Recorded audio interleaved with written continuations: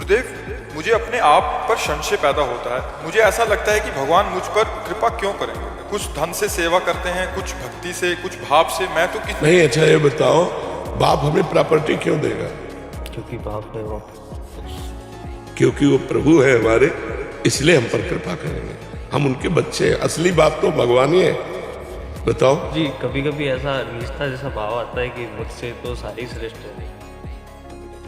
बच्चा चाहे मूर्ख हो, देखो अपना बच्चा अगर मूर्ख भी है ना तो प्रॉपर्टी का अधिकारी होगा। पड़ोसी का लड़का वकील है, थोड़ी अधिकारी हो जाएगा? नहीं हो जाएगा ना।